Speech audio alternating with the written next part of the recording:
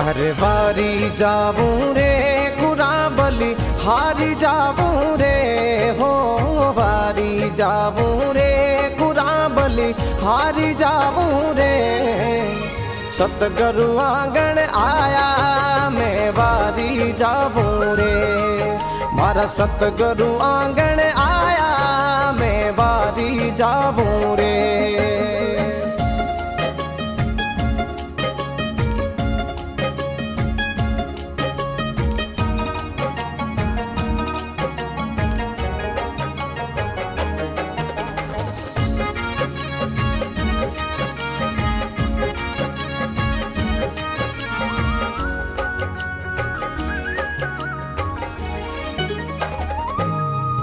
अरे सतगुरु आंगण आया आया गंगा गोमती नाया रे। सतगुरु आंगण आया आया गंगा गोमती नाया, मारी निर्मल हो गई काया मैं वारी जाऊं रे, मारी निर्मल हो गई काया मैं वारी जाऊं रे। अरे वारी जाऊं रे कुराबली हारी जाऊं रे हो, वारी जाऊं रे कुराबली हारी जाऊं रे। सतगुरु आंगण आया मैं वारी जाऊं रे, मारा सतगुरु आंगण आया मैं वारी जाऊं रे।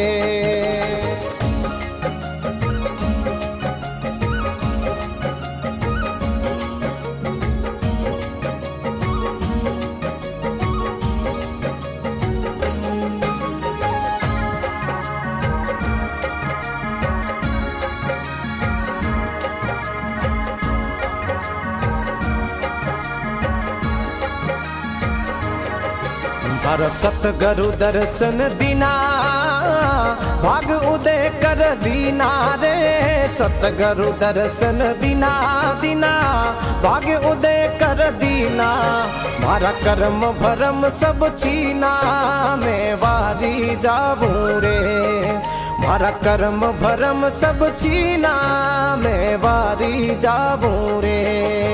अरे वारी जाऊं रे कुराबली हारी जाऊं रे हो, वारी जाऊं रे कुराबली हारी जाऊं रे। सतगुरु आंगण आया मैं वारी जाऊं रे, मारा सतगुरु आंगण आया मैं वारी जाऊं रे।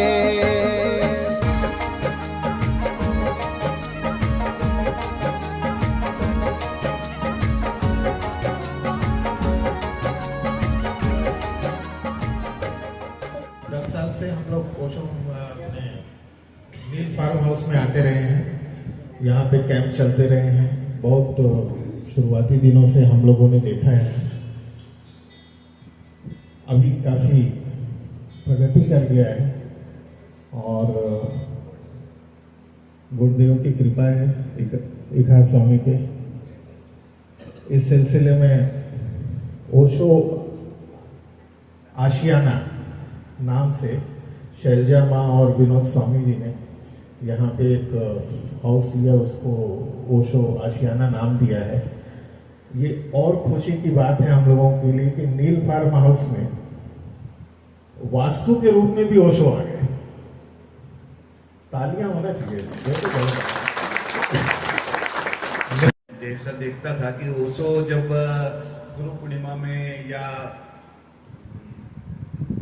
21 मार्च को या 11 दिसंबर को, तो मैंने सुना है ऐसा रजनीशपुरम में माँ बताएगी कि 20-20 हजार लोग इकट्ठे होते थे करके, है ना माँ?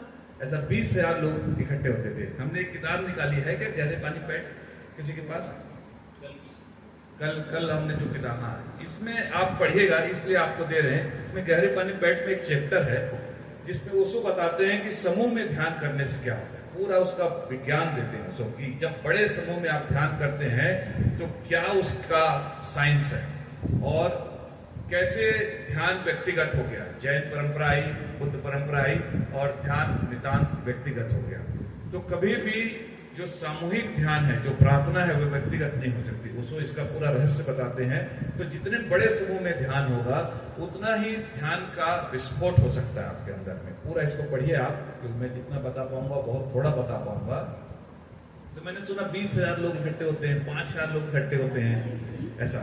अब वो धीरे धीरे पूना में होते थे इकट्ठे, तो पूना ने तो काम कर दिया बंद, है ना। धीरे धीरे अब वहां पर तो जहां ओशो बैठा करते थे वहां जूता चप्पल लेके अब तो रेन डांस होता है वहां पे, है ना। वो समाधि तोड़ दी गई, सब कुछ, अस्तु भी हटा दी गई है। मैं आपको बता दूं वहां से कि वहां पे अस्तु नहीं है भगवान की।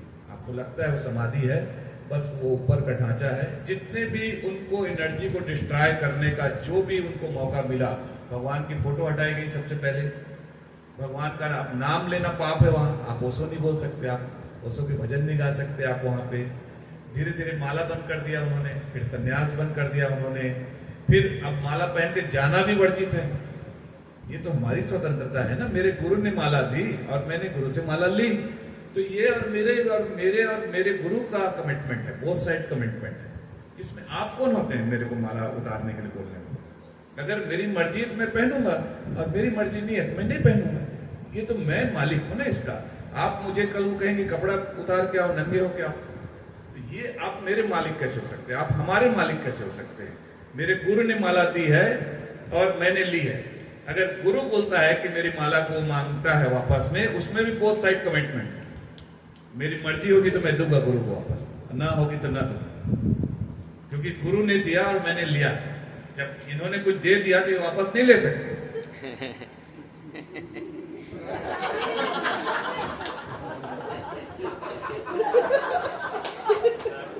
तो ओशो ने जब दिया है माला तो वो भी वापस नहीं ले सकते, वो भी मांगे तो हम ना दें वापस। तो ये कैसे हो सकता है? हाँ, किसी की मर्जी अगर है, उसकी स्वतंत्रता है, वो ना पहने।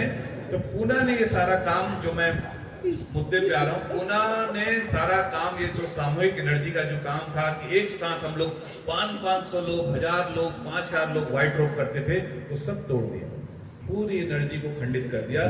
तो फिर से हम लोग प्रयास कर रहे हैं। हम लोग हर साल कुंभ लगाते हैं जयपुर में, वहाँ 250-300 मित्रों की केवल जगह है, तो वहाँ हर साल 250-300 मित्र होते हैं, एकदम परफेक्ट होते हैं। ये 5वां साल है, हम 5वां साल जाएंगे सितंबर में कुंभ।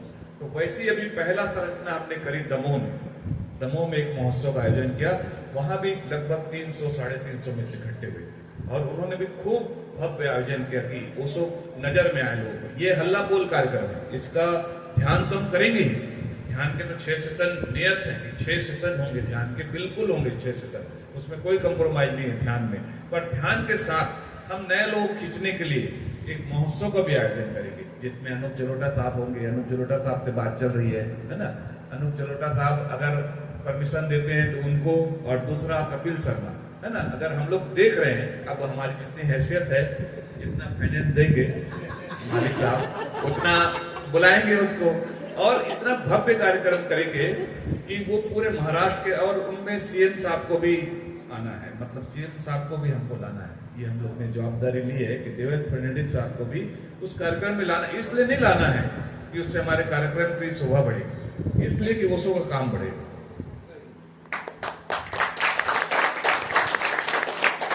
तो ये अभी मौखिक चल रहा है और फुल एडवांस है।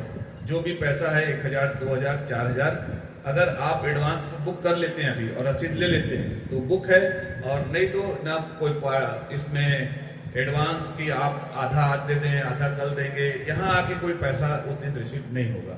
और इस महीने में ये रेट इन्होंने कहा है कि इस महीने के लिए रेट है, पता नहीं अगले महीने के लिए क्या होगा।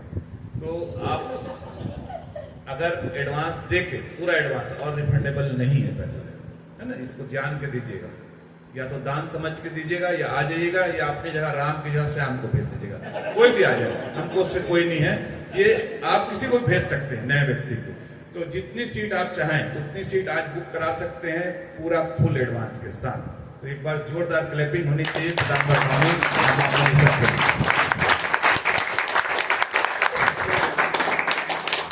तो ये महाराष्ट्र के लोगों की शान भी है, तो आप मराठियों को ज्यादा सोचना है इसके बारे में। जब उस दिन प्रार्थना मेडिटेशन होगा तो आप देखेगा उसकी ऊर्जा का सैलाब देखेगा। तो एक बड़ा प्रयास इन्होंने संकल्प किया है, बीड़ा उठाया है। अब आप सब सहयोग करिए, सब आप इनके हाथ बनिए, और बुकिंग नाउ स्टार्ट। बैठिए आराम से, माँ का आदेश है। रिक्वेस्ट है। ओम इस पृथ्वी पर जो खोजी गई, लीजिए समझिए, ओम जो इस पृथ्वी पर खोजी गई वो सबसे अद्भुत ध्वनि है। 3 चरण में से करेंगे, 2-3 मिनट हम लोग ओम की ध्वनि करेंगे। ओम ओम ओम ओम ओम ओम ओम ओम ओम, ठीक है।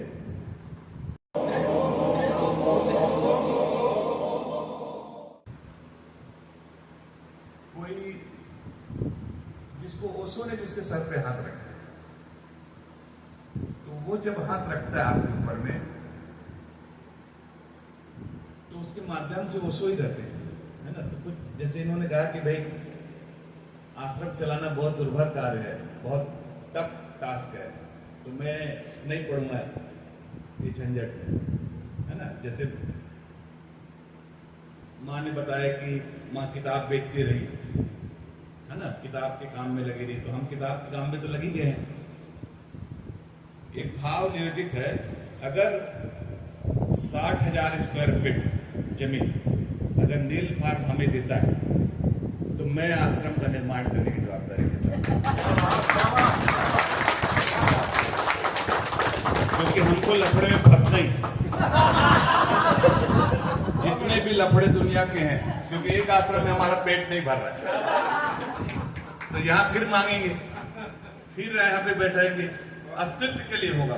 ट्रस्ट बनेगा तो जमीन का एक ट्रस्टी होंगे, और वो किसी की व्यक्तिगत संपत्ति नहीं होगी, फिर वो आजीवन ओशो को समर्पित होगा। तो हमको अगर 60,000 स्क्वायर फीट जमीन लगभग कहीं पर भी यहीं आसपास कहीं पे हमको इधर नदी किनारे दे दीजिएगा, जो डैम क्या है ना, उधर किनारे में अगर दे दें आप, तो उसकी फिर बाकी निर्माण की, ध्यान कक्ष की, हाल की, किचन की, वो सारी जवाबदारी मैं लेने को तैयार। ये 3 बातें आश्रम के लिए बहुत जरूरी है। एक तो एकांत, तो यहाँ दूसरी बात उसने कही मौन।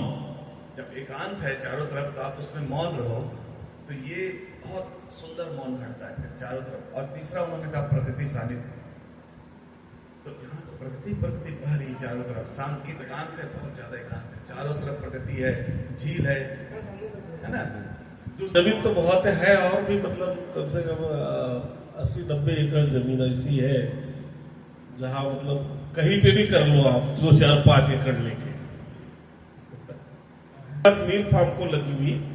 तो अगर फ्यूचर में कोई जमीन आती है, तो सबसे पहले स्वामी जी मेरा कमिटमेंट है, एक टुकड़ा काट के जरूर ओशो आश्रम के लिए उसको हम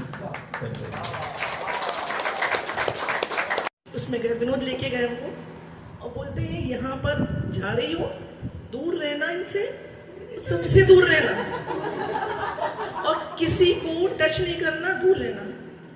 अच्छा, ध्यान में हम डूबने लगे हम लोग, तो संन्यास नहीं लेना, हमने कहा नहीं लेंगे।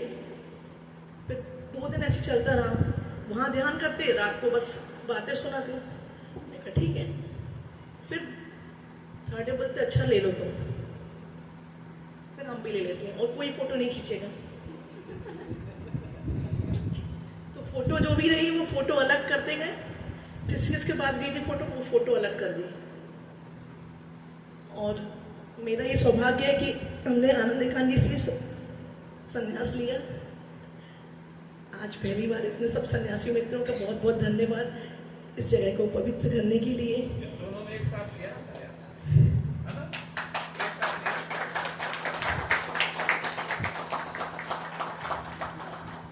और हमारी मनो माता बहुत बहुत धन्यवाद। वो ओशो के साथ में ही रही हैं, उन्होंने ओशो के लिए बहुत काम किया है, ओशो की किताबें बेची हैं, और ओशो ने स्पेशली उनके नाम पुकार के कि वो इतना काम कर रही है, उनका नाम लेकर हम लोग धन्यभागी हैं कि इतनी अच्छी दिव्य आत्माएं हमारे साथ में हैं। दीप्ति माँ जो ओशो की गोदी में खेली हैं, स्वामी जी, नीलू स्वामी जी जिन्होंने ओशो से संन्यास लिया है, मतलब कितना सौभाग्य है मेरा आज कि मैं आज ये मरून रोब पहन के माला पहन के यहाँ खड़ी। ये भी गुरु कृपा है, मैंने तो सब छोड़ दिया था, पर हर वक्त साथ दिया।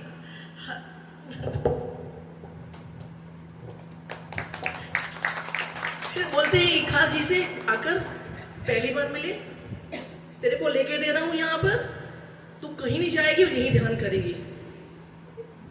मैंने कहा ठीक है। मेडिटेशन सबसे पहले प्लानिंग थी हमको कि हमको रूम बनाना है मेडिटेशन का, हमारा ऊपर डोम बना है और चाहती हूँ कि समाधि हो मेरी, और ये चाहती हूँ कि ये हमारा ओशो का आश्रम में लिखा गया है तो वो यहाँ पे कैंप होते रहे, एनर्जी दूसरी ना आए। बस ये भी छोड़ दिया ओशो को कि सब ग्रुप्स चलते रहे यहाँ पर, क्योंकि यहाँ 4 बेडरूम है और साथ में स्वामी जी का स्वाद, कितनी बड़ी बात, ये तो हमारे लिए बहुत बड़ी बात, ये भी गुरु कृपा कि यहाँ पर दिखा जी ये लोग हर बार कोऑपरेट करते हैं, हर चीज के लिए कोऑपरेट करते हैं, कुछ भी हम लोग को जरूरत पड़ती है हर चीज में, बहुत अच्छा है। और टीम भी बहुत अच्छी है और आप लोग भी बहुत अच्छे हैं और सबका बहुत बहुत धन्यवाद। सब यहाँ पर आए और मेरी जगह को इसको ऐसी ध्वनि से गुंजित करिए कि बस यहाँ पे कैंप शुरू हो जाए, ग्रुप शुरू हो जाए। Thank you, thank you, thank you. Hello, अभी कार्यक्रम को थोड़ा आगे बढ़ाते हैं। 10 साल हो गए स्वामी जी कैंप्स होते हुए यहाँ, 10 साल से ज्यादा हो गए यहाँ पे ओशो के कैंप्स। 13 साल, शायद 12 साल पहले, 10 साल पहले मैं भी आया था। तो सतत एक प्रवाह चलते रहा है यहाँ पे, शिविर होते रहे। और स्वामी जी आपको जानकारी के लिए बताना चाहूँगा कि देश भर में मेरे से कोई पूछता है ऐसे कि नागपुर में कोई आश्रम है क्या, तो मैं नहीं, नागपुर में तो कोई आश्रम नहीं है। नहीं, वो नील फार्म है ना, तो थोड़ा इस पे विचार करिए। सब बोलते हैं मतलब नील फार्म आश्रम, हाँ वहां तो बहुत शिविर होते हैं। अच्छा, आश्रमों में उतने शिविर नहीं होते मधुबन छोड़ के, हैं तो ऐसा है स्वामी जी सबका मनोगत। ओशो आशियाना बन चुका है, हाँ आगे देखेंगे। तो स्वामी जी के साथ माँ मनीषा है ना, बैठी हैं, माँ मनीषा और स्वामी जी दोनों लगातार लगे रहे। और एक समय तो मुझे लगता नहीं था कि कुछ ज़्यादा बढ़ेगा। आज जो मैं देखा तो हाथ फटी जैसी रह गई मेरी, बहुत चेंज हो गया। तो सतत प्रयास रहा और गुरु का, भगवान का, विराट की ऊर्जा ना घनीभूत होते होते होते होते जब साकार होती है ना, तब उसको आशियाना बनता है, नील फार्म हाउस का शिविर बनता है, एक कोई व्यक्ति के गुरु बन जाता है, कोई व्यक्ति ओशो को प्रस्तुत करता है। तो ये सब चीज़ें गुरु कृपा ही है। मैं ओशो मधुबन के प्रति भी इन लोगों का हमेशा लगाव रहा। और आप लोगों की जानकारी के लिए बता दूं, ओशो मधुबन ने अभी पिछले साल 11 दिसंबर से को अपना 25 साल पूरा किया। 25 साल की सतत यात्रा रही। यहाँ वो स्क्रीन में वीडियो शायद आप लोगों ने देखा होगा, कैसे कैसे वहाँ विकास हुआ, कैसे कैसे छोटा सा ध्यान कक्ष था। इखार स्वामी जी मनीषा माँ का हमेशा वहाँ पे ओशो मधुबन के लिए सहयोग भी रहा, शुभकामनाएं भी रही। तो ओशो मधुबन के 25 साल पूरे हुए, तो जिन जिन लोगों को से सहयोग मिला, एक कृतज्ञता, किसी ने छोटा भी किया, किसी ने बड़ा भी किया। तो अभी होली महोत्सव में सभी को सम्मानित किया गया था। सम्मानित मत बोलिए, कृतज्ञता व्यक्त की गई थी। तो आप लोग वहाँ आ नहीं पाए थे, तो मैं एकांत स्वामी जी से अनुरोध करूंगा कि इखाड़ स्वामी जी और मनीषा माँ को कृतज्ञता एक मेडल है वो प्रदान करके सम्मानित करेंगे।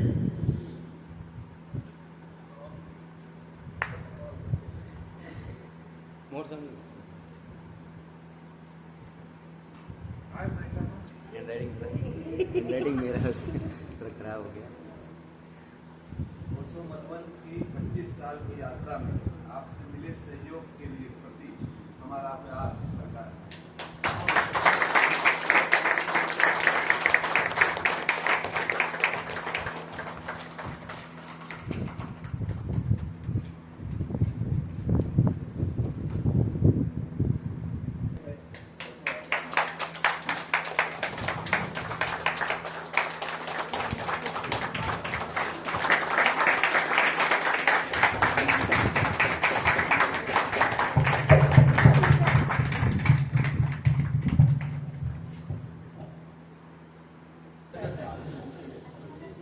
इसका जो एक कोटेशन है, जून आने वाला है, गर्मी बहुत पड़ती है, पर भगवान का जो हमने एक कोटेशन छाटा मुझे बड़ा अच्छा लगता है। गम नहीं कि अगर मुझे कोई समझ न सके, मैं फुर्सत की चीज हूं और जमाना जल्दबाजी में। ऐसे सारे कोटेशन इसके बहुत लाजवाब हैं।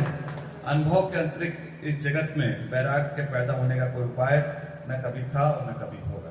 वैसे सारे 12 के 12 कोटेशन बहुत सुंदर, ये मतलब बनाया गया अहमदाबाद से, फोटोजेनिक, सारे फोटोजेनिक है और बहुत महंगे हैं। ये खत्म हो जाए तो आप ये काट के आप इसको फोटो फ्रेम करा सकते हैं। देखिए कितना सुंदर फोटो है भगवान का सारा, और इतने लाजवाब फोटो है भगवान के साथ। जीवन को बदलने वाले सूत्र है।